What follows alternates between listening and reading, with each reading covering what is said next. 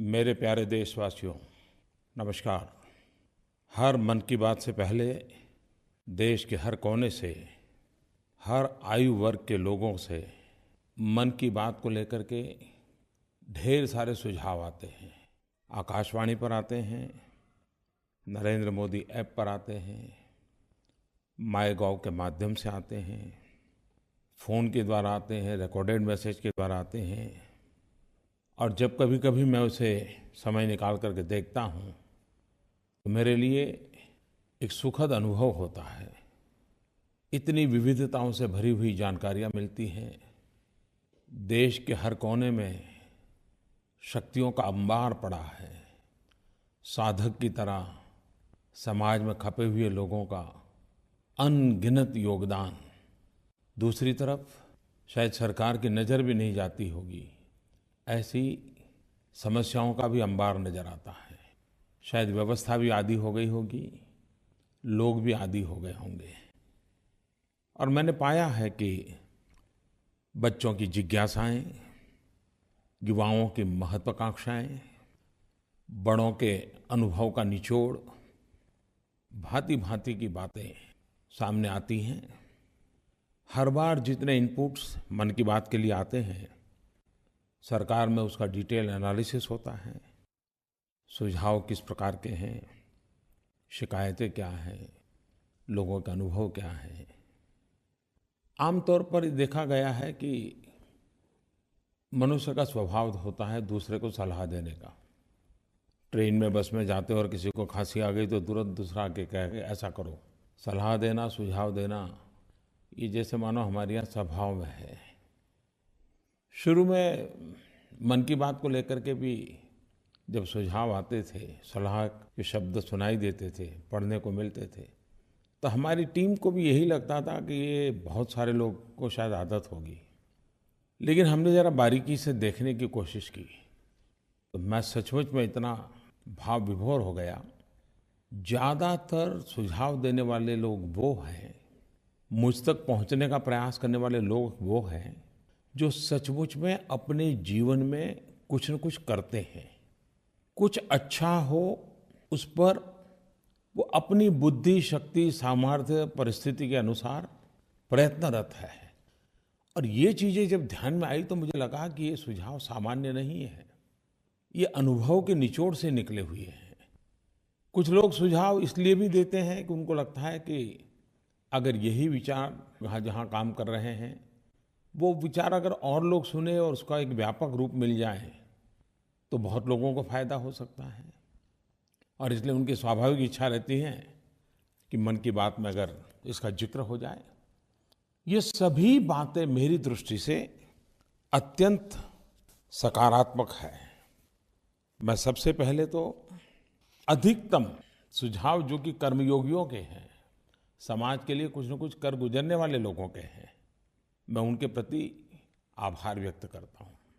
इतना ही नहीं, मैं किसी बात को जब मैं उल्लेख करता हूँ तो ऐसी ऐसी चीज़ें ध्यान में आती हैं तो बड़ा ही आनंद होता है। पिछली बार मन की बात में कुछ लोगों ने मुझे सुझाव दिया था, फूड वेस्ट हो रहा है उसके संबंध में चिंता जताई थी और मैंने उल्लेख किया।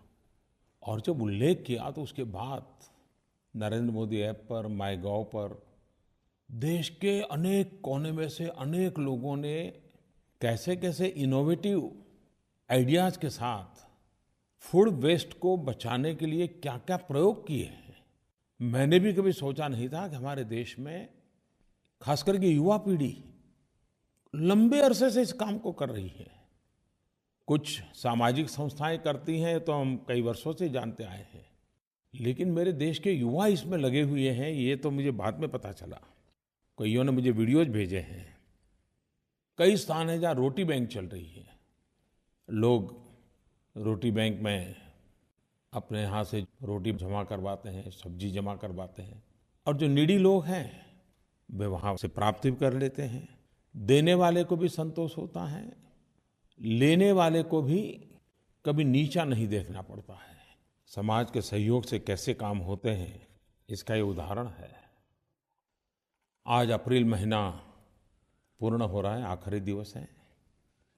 1 मई को गुजरात और महाराष्ट्र का स्थापना दिवस है।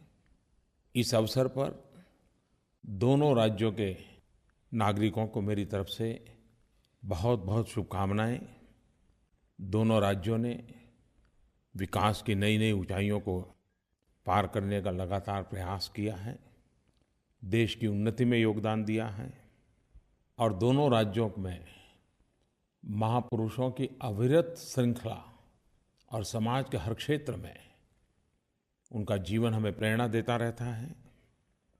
और इन महापुरुषों को याद करते हुए राज्य के स्थापना दिवस पर 2022 आज़ादी के 75 साल हम अपने राज्य को, अपने देश को, अपने समाज को, अपने नगर को, अपने परिवार को कहाँ पहुँचाएंगे, इसका संकल्प लेना चाहिए। उस संकल्प को सिद्ध करने के लिए योजना बनानी चाहिए और सभी नागरिकों के सहयोग से आगे बढ़ना चाहिए। मेरी इन दोनों राज्यों को बहुत-बहुत शुभकामनाएं हैं। एक ज़माना था जब क्लाइमेट चेंज ये एकेडमिक वर्ल्ड का विषय रहता सेमिनार का विषय रहता था, लेकिन आज हम लोगों की रोज़मर्रा की ज़िंदगी में हम अनुभव भी करते हैं, अचरज भी करते हैं। कुदरत ने भी खेल के सारे नियम बदल दिए हैं। हमारे देश में मई-जून में जो गर्मी होती है, वो इस बार मार्च-अप्रैल में अनुभव करने की नौबत आ गई। और मुझे मन की बात पर जब मैं लोगों के सुझाव ले रहा था, तो ज़्यादातर सुझाव इन गर्मी के समय में क्या करना चाहिए, उस पर लोगों ने मुझे दिए हैं। वैसे सारी बातें प्रचलित हैं, नया नहीं होता है, लेकिन फिर भी समय पर उसका पुनःस्मरण बहुत काम आता है। कोई श्रीमान प्रशांत कुमार मिश्र, टी.एस. कार्तिक, ऐसे अनेक मित्रों ने पक्षियों की चिंता की है। उन्होंने कहा कि बालकनी में, छत पे पानी रखना चाहिए।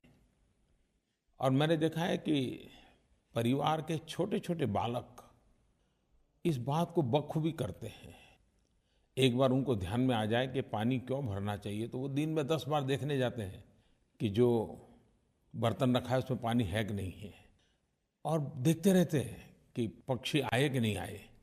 हमें तो लगता है कि ये खेल चल रहा है, लेकिन सचमुच में बालक मन में ये संवेदनाएं जगाने का एक अद्भुत अनुभव होता है। आप भी कभी देखिए, पशु पक्षी के साथ थोड़ा सा भी लगाव एक नए आनंद की अनुभूति कराता है।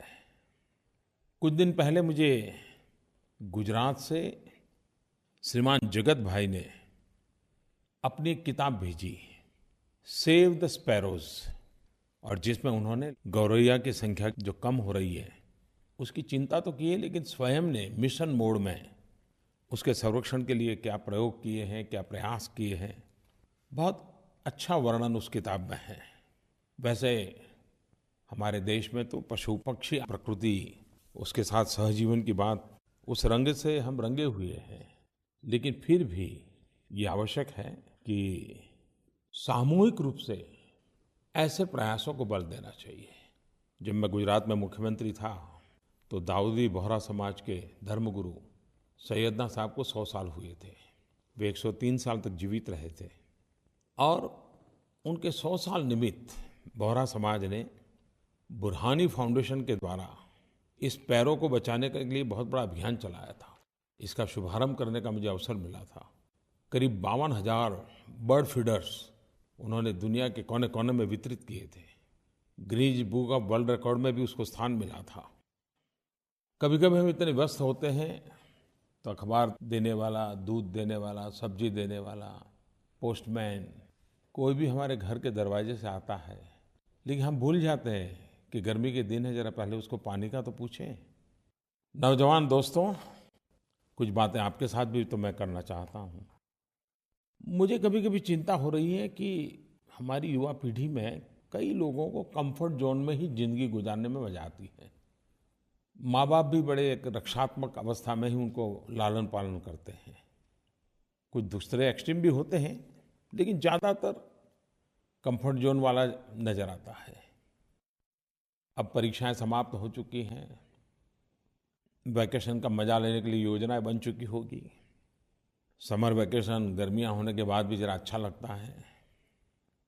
लेकिन मैं एक मित्र के रूप में आपका वैकेशन कैसा जाए, कुछ बातें करना चाहता हूँ। मुझे विश्वास है कुछ लोग जरूर प्रयोग करेंगे और मुझे बताएंगे भी। क्या आप वैकेशन के इस समय का उपयोग, मैं 3 सुझाव देता हूँ, उसमें से तीनों करें तो बहुत अच्छी बात है, लेकिन 3 में से एक करने का प्रयास करें। ये देखें कि न्यू एक्सपीरियंस हो, प्रयास करें कि न्यू स्किल का अवसर लें, कोशिश करें कि जिसके विषय में न कभी सुना है, न देखा है, न सोचा है, न जानते हैं, फिर भी वहाँ जाने का मन करता है और चले जाएं। New places, new experiences, new skills. कभी कभार किसी चीज़ को टीवी पर देखना या किताब में पढ़ना या परिचितों से सुनना और उसी चीज़ को स्वयं अनुभव करना, तो दोनों में आसमान जमीन का अंतर होता है। मैं आपसे आग्रह करूंगा इस वैकेशन में जहां भी आपकी जिज्ञासा है उसे जानने के लिए कोशिश कीजिए, नया एक्सपेरिमेंट कीजिए। एक्सपेरिमेंट पॉजिटिव हो, थोड़ा कंफर्ट जोन से बाहर ले जाने वाला हो। हम मध्यम वर्गीय परिवार के हैं, सुखी परिवार के हैं। क्या दोस्तों कभी मन करता है कि रिजर्वेशन किए बिना रेलवे के सेकंड क्लास में टिकट लेकर के चढ़ जाए, कम से कम 24 घंटे की सफर करें? क्या अनुभव आता है? उन पैसेंजरों की बातें क्या है? वो स्टेशन पे उतर के क्या करते हैं? शायद साल भर में जो सीख नहीं पाते हैं, उस 24 घंटे की विदाउट रिजर्वेशन वाली भीड़-भाड़ वाली ट्रेन में सोने को भी न मिले, खड़े-खड़े जाना पड़े। कभी तो अनुभव कीजिए। मैं ये नहीं कहता हूँ बार-बार करिए, एक आध बार तो करिए। शाम का समय हो, अपना फुटबॉल लेकर के, वॉलीबॉल लेकर के या कोई भी खेलकूद का साधन लेकर के तद्दन गरीब बस्ती में चले जाएं। उन गरीब बालकों के साथ खुद खेलिए। आप देखिए, शायद जिंदगी में खेल का आनंद पहले कभी नहीं मिला होगा, ऐसा आपको मिलेगा। समाज में इस प्रकार की जिंदगी गुजारने वाले बच्चों को जब आपके साथ खेलने का अवसर मिलेगा, आपने सोचा है उनके जीवन में कितना बड़ा बदलाव आएगा? और मैं विश्वास करता हूँ एक बार जाएंगे, बार बार जाने का मन कर जाएगा। ये अनुभव आपको बहुत कुछ सिखाएगा। कई वॉलंटियर ऑर्गेनाइजेशंस सेवा के काम करते रहते हैं। आप तो गूगल गुरु से जुड़े हुए हैं, उस पर ढूंढिए। किसी ऐसे ऑर्गेनाइजेशन के साथ 15 दिन 20 दिन के लिए जुड़ जाइए, चले जाइए, जंगलों में चले जाइए। कभी कभी बहुत समर कैंप लगते हैं, पर्सनालिटी डेवलपमेंट के लगते हैं, कई प्रकार के विकास के लिए लगते हैं, उसमें शरीक हो सकते हैं। लेकिन साथ साथ कभी आपको लगता है कि आपने ऐसे समर कैंप किए हो, पर्सनालिटी डेवलपमेंट का कोर्स किया हो, आप बिना पैसे लिए समाज के उन लोगों के पास पहुंचे जिनको ऐसा अवसर नहीं है, और जो आपने सिखाया उनको सिखाएं। कैसे किया जा सकता है, आप उनको सिखा सकते हैं। मुझे इस बात की भी चिंता सता रही है कि टेक्नोलॉजी दूरियां कम करने के लिए आई, टेक्नोलॉजी सीमाएं समाप्त करने के लिए आई, लेकिन उसका दुष्परिणाम ये हुआ है कि एक ही घर में 6 लोग एक ही कमरे में बैठे हो, लेकिन दूरियां इतनी हो कि कल्पना ही नहीं कर सकते। क्यों? हर कोई टेक्नोलॉजी से कहीं और बिजी हो गया है। सामूहिकता भी एक संस्कार है, सामूहिकता एक शक्ति है। दूसरा मैंने कहा कि स्किल, क्या आपका मन नहीं करता है कि आप कुछ नया सीखें? आज स्पर्धा का युग है, एग्जामिनेशन में इतने डूबे हुए रहते हैं, उत्तम से उत्तम अंक पाने के लिए खप जाते हैं, खो जाते हैं। वैकेशन में भी कोई न कोई कोचिंग क्लास लगा रहता है, अगली एग्जाम की चिंता रहती है। कभी कभी डर लगता है कि रोबोट तो नहीं हो रही हमारी युवा पीढ़ी, मशीन की तरह जिंदगी नहीं गुजार रही। दोस्तों, जीवन में बहुत कुछ बनने के सपने अच्छी बात है, कुछ कर गुजरने के इरादे अच्छी बात है, और करना भी चाहिए। लेकिन ये भी देखिए कि अपने भीतर जो ह्यूमन एलिमेंट है, वो तो कहीं कुंठित नहीं हो रहा है। हम मानवीय गुणों से कहीं दूर तो नहीं चले जा रहे हैं। स्किल डेवलपमेंट में इस पहलू पर थोड़ा बल दिया जा सकता है क्या? टेक्नोलॉजी से दूर खुद के साथ समय गुजारने का प्रयास।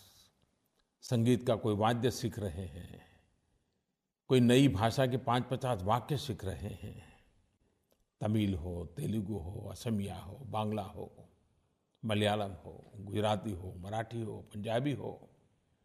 कितनी विविधताओं से भरा हुआ देश है। और नजर करें तो हमारे अगल बगल में कोई न कोई सिखाने वाला मिल सकता है। स्विमिंग नहीं आता तो स्विमिंग सीखें, ड्राइंग करें। भले उत्तम ड्राइंग नहीं आएगा, लेकिन कुछ तो कागज पे हाथ लेकर लगाने की कोशिश करें। आपका भीतर की जो संवेदना है वो प्रकट होने लग जाएगी। कभी कभी छोटे छोटे काम जिसको हम कहते हैं, हमें क्यों न मन करेगा हम सीखें। आपको कार ड्राइविंग सीखने का मन करता है क्या? कभी ऑटो रिक्शा सीखने का मन करता है क्या? आप साइकिल तो चला लेते हैं, लेकिन 3 व्हीलर वाली साइकिल जो लोगों को लेकर के जाते हैं, कभी चलाने की कोशिश किया? आप देखिए, ये सारे नए प्रयोग, ये स्किल ऐसी हैं, आपको आनंद भी देगी और जीवन को एक दायरे में जो बांध दिया है ना, उससे आपको बाहर निकाल देगी। आउट ऑफ बॉक्स कुछ करिए दोस्तों। जिंदगी बनाने का यही तो अवसर होता है। और आप सोचते होंगे कि सारी एग्जाम समाप्त हो जाए, कैरियर के नए पड़ाव पर जाऊंगा तब सीखूंगा, तो वो तो मौका नहीं आएगा। फिर आप दूसरी झंझट में पड़ जाएंगे। और इसलिए मैं आपसे कहूंगा, अगर आपको जादू सीखने की शौक हो तो ताश के पत्तों की जादू सीखिए। अपने यार दोस्तों को जादू दिखाते रहिए। कुछ न कुछ ऐसी चीजें जो आप नहीं जानते हैं, उसको जानने का प्रयास कीजिए। उससे आपको जरूर लाभ होगा। आपके भीतर की मानवीय शक्तियों को चेतना मिलेगी, विकास के लिए बहुत अच्छा अवसर बनेगा। मैं अपने अनुभव से कहता हूं, दुनिया को देखने से जितना सीखने समझने को मिलता है, जिसकी हम कल्पना नहीं कर सकते। नए नए स्थान, नए नए शहर, नए नए नगर, नए नए गांव, नए नए इलाके। लेकिन जाने से पहले कहाँ जा रहे हैं उसका अभ्यास, और जाकर के एक जिज्ञासु की तरह उसे देखना, समझना, लोगों से चर्चा करना, उनसे पूछना, ये अगर प्रयास किया तो उस देखने का आनंद कुछ और होगा। आप जरूर कोशिश कीजिए और तय कीजिए, ट्रैवलिंग ज़्यादा न करें। एक स्थान पर जाकर के 3 दिन 4 दिन लगाइए, फिर दूसरे स्थान पर जाइए, वहाँ 3-4 दिन लगाइए। इससे आपको बहुत कुछ सीखने को मिलेगा। मैं चाहूँगा, और ये भी सही है कि आप जब जा रहे हैं तो मुझे तस्वीर भी शेयर कीजिए, क्या नया देखा, कहाँ गए थे। आप #इनक्रेडिबल इंडिया इसका उपयोग करके अपने इन अनुभवों को शेयर कीजिए। दोस्तों, इस बार भारत सरकार ने भी आपके लिए एक बड़ा अच्छा अवसर दिया है। नई पीढ़ी तो नगद से करीब करीब मुक्त ही हो रही है, उसके कैश की जरूरत नहीं है। वो डिजिटल करेंसी में विश्वास करने लग गई है। आप तो करते हैं, लेकिन इसी योजना से आप कमाई भी कर सकते हैं। आपने सोचा है? भारत सरकार ने एक योजना है, अगर भीम ऐप, जो कि आप डाउनलोड करते होंगे, आप उपयोग भी करते होंगे, लेकिन किसी और को रिफर करें, किसी और को जोड़ें, और वो नया व्यक्ति अगर 3 ट्रांजैक्शन करे, आर्थिक कारोबार 3 बार करें, तो इस काम करने के लिए आपको 10 रुपये की कमाई होती है। आपके खाते में सरकार की तरफ से 10 रुपया जमा हो जाएगा। अगर दिन में आपने 20 लोगों से करवा लिया तो आप शाम होते होते 200 रुपया कमा लेंगे। व्यापारियों को भी कमाई हो सकती है, विद्यार्थियों को भी कमाई हो सकती है। और ये योजना 14 अक्टूबर तक है। डिजिटल इंडिया बनाने में आपका योगदान होगा। न्यू इंडिया के आप एक प्रहरी बन जाएंगे। तो वैकेशन का वैकेशन और कमाई की कमाई, रिफर एंड अर्न। आमतौर पर हमारे देश में वीआईपी कल्चर के प्रति एक नफरत का माहौल है, लेकिन ये इतना गहरा है कि मुझे अभी अभी अनुभव हुआ जब सरकार ने तय कर दिया कि अब हिंदुस्तान में कितना ही बड़ा व्यक्ति क्यों न हो, वो अपनी गाड़ी पर लाल बत्ती लगा करके नहीं घूमेगा। वो एक प्रकार से वीआईपी कल्चर का सिंबल बन गया था। लेकिन अनुभव ये कहता था कि लाल बत्ती तो व्हीकल पर लगती थी, गाड़ी पर लगती थी, लेकिन धीरे धीरे धीरे वो दिमाग में घुस जाती थी और दिमागी तौर पर वीआईपी कल्चर पनप चुका है। अभी तो लाल बत्ती गई है, इसके लिए कोई ये तो दावा नहीं कर पाएगा कि दिमाग में जो लाल बत्ती घुस गई है वो निकल गई होगी। मुझे बड़ा इंटरेस्टिंग एक फ़ोन कॉल आया। खैर उस फ़ोन में उन्होंने आशंका भी व्यक्त की है, लेकिन उससे मेरी इतना अंदाज आता है इस फ़ोन कॉल से कि सामान्य मानवीय चीज़ें पसंद नहीं करता है, उसे दूरी महसूस होती है। नमस्कार प्रधानमंत्री जी, मैं शिवा चौबे बोल रही हूँ जबलपुर मध्य प्रदेश से। मैं गवर्नमेंट के रेड बीकन लाइट बैन के बारे में कुछ बोलना चाहती हूँ। मैंने एक लाइन पढ़ी न्यूज़पेपर में जिसमें लिखा था, every Indian is a VIP on a road. ये सुन के मुझे बहुत गर्व महसूस हुआ और खुशी भी हुई कि आज मेरा टाइम भी उतना ही जरूरी है। मुझे ट्रैफिक जैम में नहीं फंसना है और मुझे किसी के लिए रुकना भी नहीं है। तो मैं आपको दिल से बहुत धन्यवाद देना चाहती हूँ इस डिसीजन के लिए। और ये जो आपने स्वच्छ भारत अभियान चलाया है, इसमें हमारा देश ही नहीं साफ हो रहा है, हमारी रोडों से वीआईपी की दादागिरी भी साफ हो रही है। तो उसी लिए धन्यवाद। सरकारी निर्णय से लाल बत्ती का जाना वो तो एक व्यवस्था का हिस्सा है, लेकिन मन से भी हमें प्रयत्नपूर्वक इसे निकालना है। हम सब मिलकर के जागरूक प्रयास करेंगे तो निकल सकता है।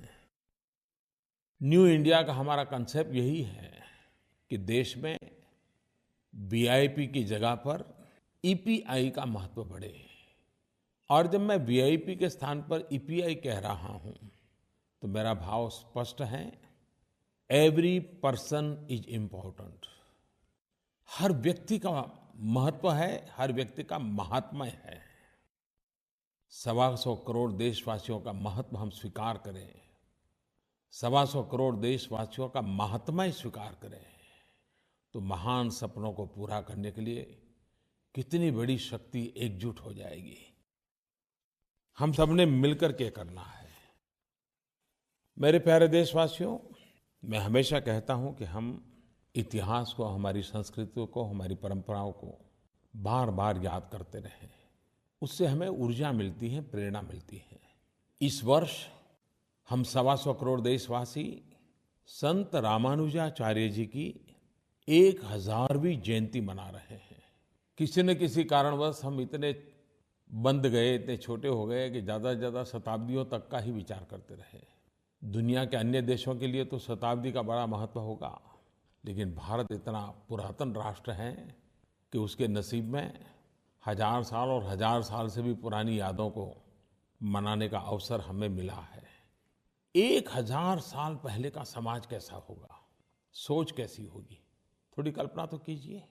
आज भी सामाजिक रूढ़ियों को तोड़ करके निकलना हो तो कितनी दिक्कत होती है, 1000 साल पहले कैसा होता होगा। बहुत कम लोगों को मालूम होगा कि रामानुजाचार्य जी ने समाज में जो बुराइयां थी, ऊंच नीच का भाव था, छूत अछूत का भाव था, जातिवाद का भाव था, इसके खिलाफ बहुत बड़ी लड़ाई लड़ी थी। स्वयं ने अपने आचरण द्वारा समाज जिनको अछूत मानता था उनको गले लगाया था। 1000 साल पहले उनके मंदिर प्रवेश के लिए उन्होंने आंदोलन किए थे और सफलतापूर्वक मंदिर प्रवेश करवाए थे। हम कितने भाग्यवान हैं कि हर युग में हमारे समाज की बुराइयों को खत्म करने के लिए हमारे समाज में से ही महापुरुष पैदा हुए हैं। संत रामानुजाचार्य जी के 1000वीं जयंती मना रहे हैं, तब सामाजिक एकता के लिए, संगठन में शक्ति है इस भाव को जगाने के लिए उनसे हम प्रेरणा लें। भारत सरकार भी कल 1 मई को संत रामानुजाचार्य जी की स्मृति में एक स्टैम्प रिलीज करने जा रही है। मैं संत रामानुजाचार्य जी को आदरपूर्वक नमन करता हूँ, श्रद्धा सुमन अर्पित करता हूँ। मेरे प्यारे देशवासियों, कल 1 मई का एक और भी महत्व है। दुनिया के कई भागों में उसे श्रमिक दिवस के रूप में भी मनाया जाता है।